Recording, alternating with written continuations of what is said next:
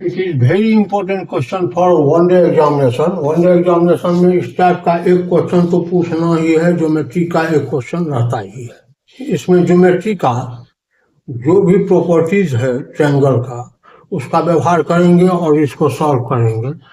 यानी time taking लग रहा है, कैसे बनाएंगे इसको देखिए। क्वेश्चन क्या है, in triangle A B C M is the midpoint of AB, that means AM is equal to BM.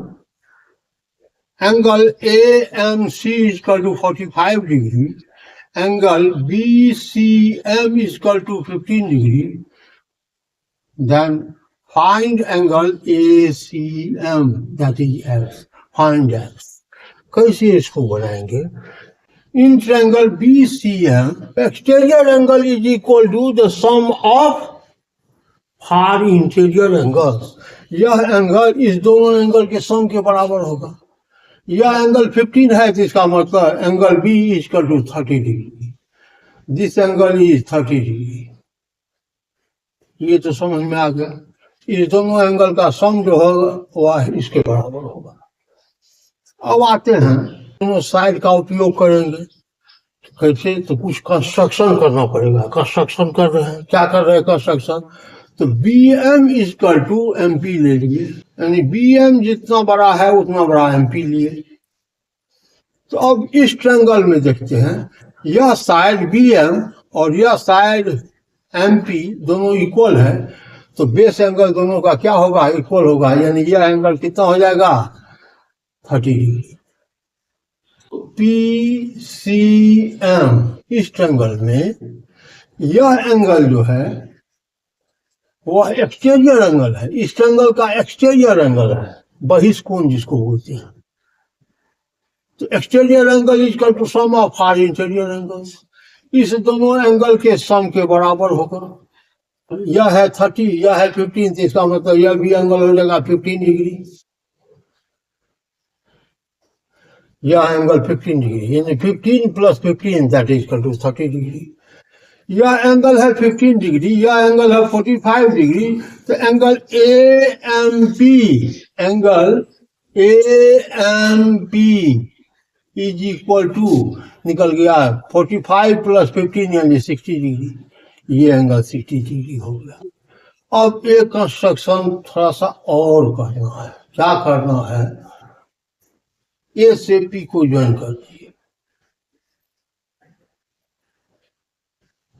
जैसे ही इसको ज्वाइन किए, अब यहां पर देखते हैं ये कंस्ट्रक्शन में लिए थे P M that is equal to B M और B M that is equal to A M. It is given, ये दिया हुआ है।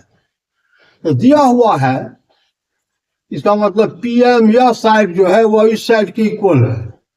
A M is equal to P M, क्योंकि पी एम लिए है बी एम के इक्वल है, बी एम जो है वह ए एम के इक्वल है। तो यह साइड और यह साइड इक्वल है, इसलिए इसका यह बेस एंगल जो होगा वह इस एंगल के इक्वल होगा। ये दोनों बेस एंगल इक्वल हो जाएगा क्योंकि ये दोनों साइड इक्वल है। और ये एंगल है कितना? अभी जस्ट देखे हैं 60 डिग्री। इसका मतलब इस दोनों एंगल का सम जो होगा वह 120 होगा, क्योंकि ये एंगल 60 डिग्री है। सम एंगल प्रॉपर्टी से। और ये दोनों एंगल इक्वल है। ईच एंगल कितना हो जाएगा? 60 डिग्री। ये एंगल हो जाएगा 60 डिग्री, ये भी एंगल हो गया 60 डिग्री। ये एंगल 60 डिग्री, ये एंगल निकल गया 60 डिग्री, ये एंगल निकल गया 60 डिग्री। ये कैसा ट्रायंगल बन गया? इक्विलैटरल ट्रायंगल, समबाहु त्रिभुज, यानी तीनों साइड इक्वल। इसका मतलब A P equal to A M equal to P M, यानी A P equal to A M that equal to P M. यह एंगल 60 डिग्री, यह एंगल 30 डिग्री, तो पूरा एंगल कितना हो जाएगा? 90 डिग्री।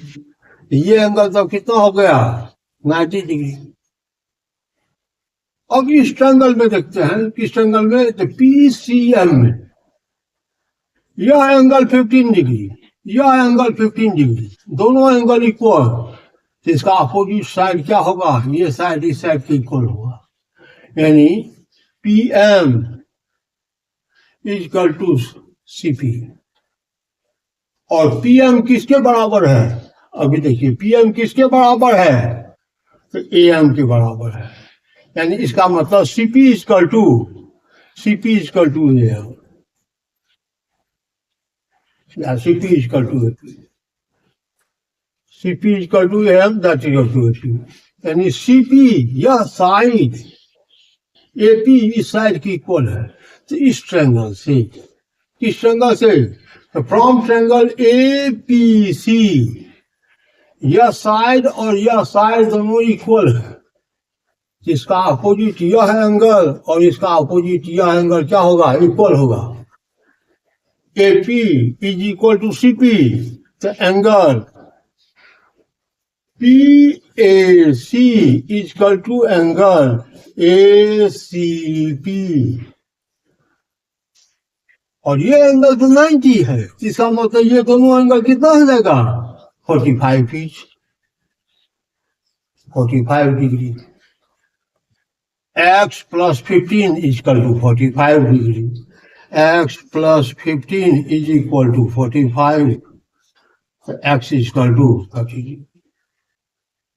यानी X का वैल्यू निकल गया। बहुत इंपॉर्टेंट क्वेश्चन है, ज्यादातर यह SSC में, रेलवे में, BPSC में बराबर ये पूछ रहा है यह क्वेश्चन। इसका एक दो बार प्रैक्टिस कर लीजिए, तो जैसे ही प्रैक्टिस कीजिएगा तो आप स्पीड इसको बना सकते हैं। Thank you.